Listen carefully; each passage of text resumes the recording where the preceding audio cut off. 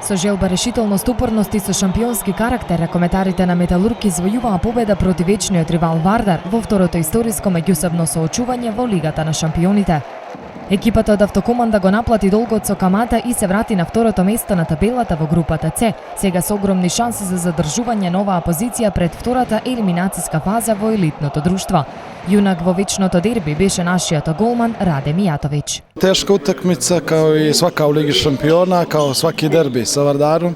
Mislim da smo danas pokazali jednu veliku borbenost, želju, volju, da smo na kraju zasluženo slavili. Što se tiče moje partije, zahvalio bi se sa igračima koji su zaista bili fantastični u odbrani, fanatično se borili, samim tim i mnogo olakšali da uđem i da odradim svoj dio posla na pravi način.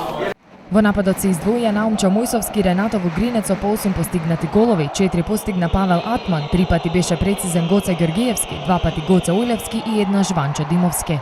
Кај противникот Едибиров беше лимитиран на 5 погодоци, а ниту еден од останатите стрелци на Вардар немаше повеќе од 2 гола. Клучна за победата во шестото шампионско коло беше серијата на Mijatović од 9 одбрани поред. Во рамките на второто полувреме тој успеа да го задржи противникот на само 2 постигнати гола за скоро 18 минути игра. На крајот црногорецот на голот на Металург прокнижи вкупно 11 одбрани.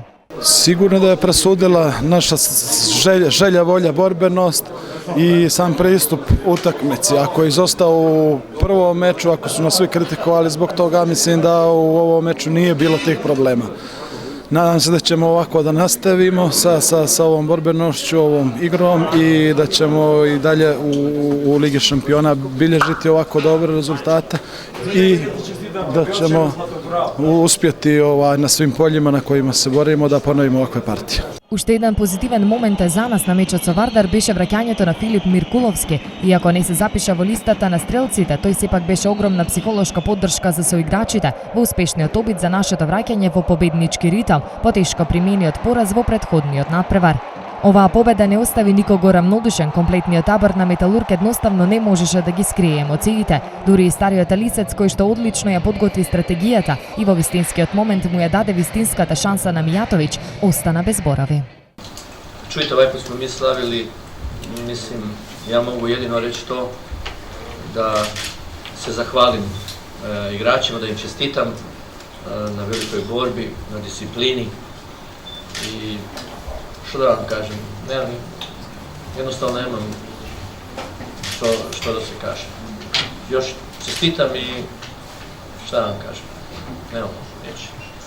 По 6 одиграни кола на табелата сме на втората позиција со 8 освоени бодови, со скоро 4 победи и 2 пораза. Пред нас е само Барселона со 11 бодови, зад нас е ПСЖ со 7, Вардар со 6, Динамо Минск со 4 и Вакертун без бодови. Во наредното коло играме дома со швајцарците и може уште на 3 кола пред крајот да го завериме билетот за втората фаза. Ни треба победа за 2 бода за теоретски потребните 10 за понатамошен пласман и воедно да ја заокружиме тешката година 2013 со елитна победа. Што и да се случува до крајот на шампионското надпреварување, а се надеваме на пласман во втората рунда и на што подобра стартна позиција во елиминациите, има еден друг момент што провејува низ воздухот. Сега сите знаат кој владее со Скопје и во македонскиот ракомет.